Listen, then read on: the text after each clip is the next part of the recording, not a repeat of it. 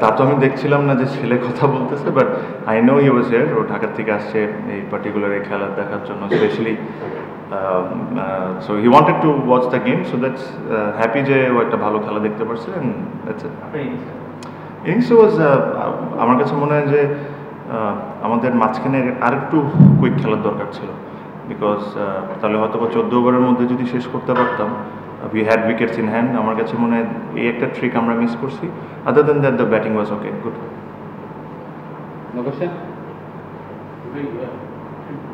শুরু আগে বলছিলেন যে যখন ফরেনাররা আসা যাওয়া করবে তখন আসলে মেইন চ্যালেঞ্জটা থাকবে, বাট আপনাদের বাঞ্চ অফ প্লেয়ার্স আছে, এদিকে চ্যালেঞ্জটা একটু কম।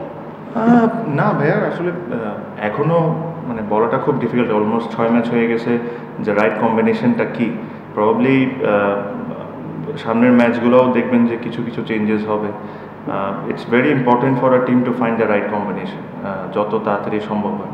আমাদের টিমগুলো যদি দেখেন, প্রথম 2-3টা ম্যাচে প্রিটি মাচ সিমিলার ছিল, অ্যান্ড দেন 2টা বড় চেঞ্জ ছিল, Myers and Shaheen, and then it is. So for today's game the combination was good. Maybe tomorrow's game you will see something different. আপনি বরাবরই বড় ইনিংস খেলেন, চট্টগ্রামে বড় ইনিংস খেলেন। চট্টগ্রাম অনেক ব্যাটারদেরই আসলে পছন্দের জায়গা। চট্টগ্রামের এই পার্টিকুলার উইকেটগুলোতে আসলে কি থাকে ব্যাটার? না, উইকেটস হ্যাভ, মানে উইকেট জেনারেলি এই টুর্নামেন্টে হ্যাজ বিন ভেরি গুড। আপনি যদি মিরপুরের কথা চিন্তা করেন, plus Sylhet was amazing, and then Chittagong was good. The good thing was the boundary was good. The boundary size was good. This is how it should be. কারণ আজকে দেখছেন যে অনেকগুলো ক্যাচ হয়েছে বাউন্ডারিতে। সো এই জিনিসটা থাকা উচিত, আর আমার কাছে মনে হয় this is the right size. এই সাইজে খেলা উচিত, রাদার দেন 52-53 মিটার। হ্যাঁ, প্রচুর সাপোর্টার আসলে সাপোর্ট করছিল, দেখছিলাম। যদিও বরিশালের খেলা, মানে চট্টগ্রামের খেলা না, তারপরে সাপোর্ট করছিল। লোকাল ক্রাউডদের নিয়ে আসলে আমরা অসম্ভব লাকি যে ফ্র্যাঞ্চাইজির জন্য আমরা খেলি। আমরা আসলে যেখানেই যাই না কেন, চিটাগং, ঢাকা, সিলেট, আমরা সবসময় একটা ভালো ক্রাউড পুল করি। আপনি যদি দেখেন এখন পর্যন্ত 6টা ম্যাচে, প্রত্যেকটা ম্যাচেই কিন্তু আমাদের ক্রাউড আসছে। So it's a fantastic thing.